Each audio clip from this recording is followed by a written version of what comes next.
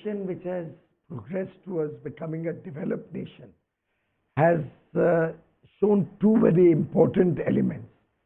One is that their infrastructure and the capability to be able to meet the demand and needs of their people and also engage in international trade is strengthened within the country.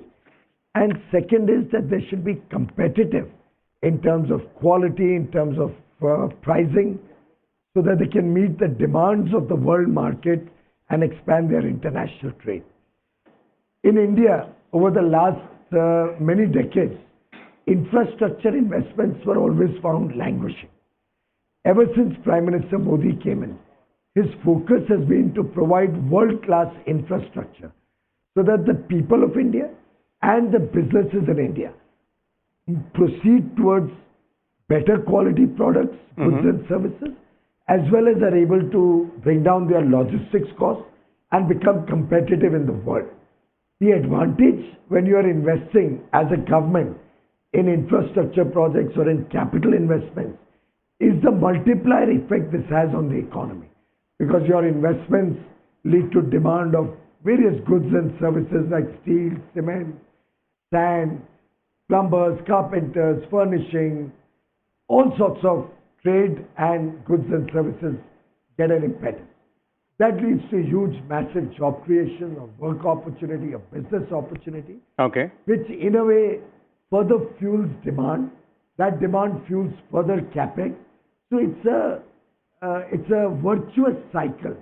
And I think this budget with its massive 10 lakh crores direct and effective capex of 13.5 lakh crores is going to truly spur growth in the country. She is absolutely spot on.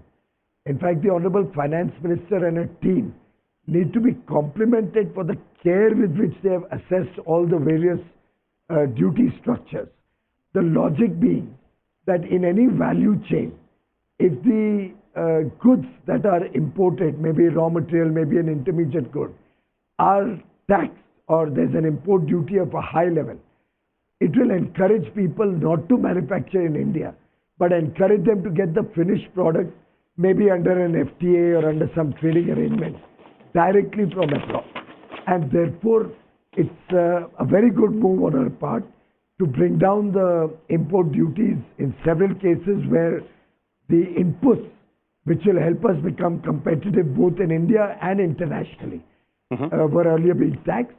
Similarly, there are many products where we have good domestic capacity, but we were getting substandard or low-cost products from some of the countries which are known to be dumping goods in other countries or using predatory pricing. In those cases, she has also increased import duties. So I think it's very intelligently done after a great deal of study, and I compliment the Finance Minister for that. The good part is that Honorable Finance Minister doesn't overcome it when she makes her budgets.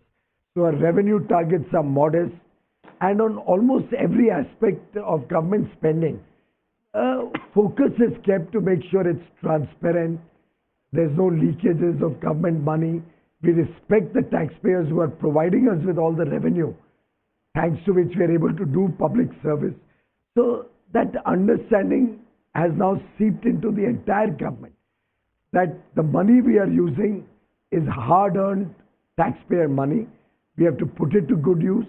We have to use it intelligently and honestly. And this has become the mantra of the entire government.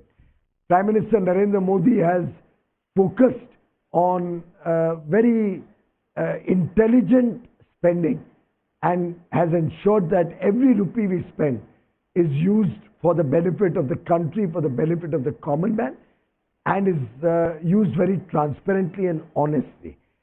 For example, government procurement, which was always an area where there was all sorts of questions, all sorts of historical blunders in the past, is now largely through the government e-marketplace. A very transparent mechanism, simple to operate, simple to use, and is increasing by leaps and bounds. So I think in several aspects, the Finance Ministry keeps a close watch on government spending, but never stops projects of national importance or projects where it will be of service to the common man. Okay. Also, because of the robust revenues on taxes, because of the growth in the economy as projected, we are able to ensure fiscal discipline and meet the targets set out.